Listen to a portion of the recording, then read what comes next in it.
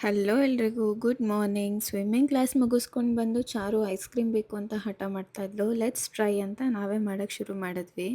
ಬಾದಾಮ್ ಕುಲ್ಫಿ ಮಾಡ್ತಾಯಿದ್ದೀವಿ.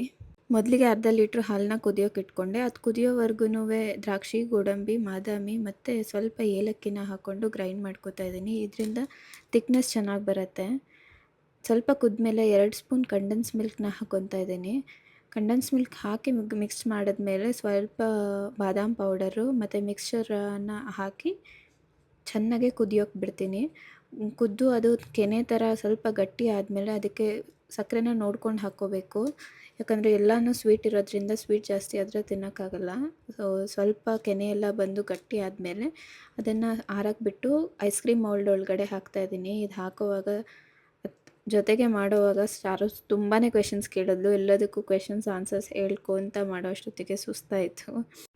Ice cream ಮೌಲ್ಡ್ಗೆ ಹಾಕಿ caps ಎಲ್ಲ ಹಾಕಿ ವಾಪಸ್ಸು ಫ್ರಿಜ್ ಒಳಗಡೆ ಇಡ್ತಾಯಿದ್ದೀವಿ.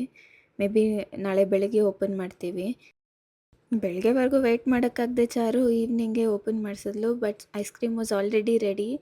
ಕುಲ್ಫಿ ಅಂತೂ ಸೂಪರಾಗಿತ್ತು. ನೀವು ಟ್ರೈ ಮಾಡಿ, ಎಂಜಾಯ್ ಮಾಡಿ. ಬಾಯ್.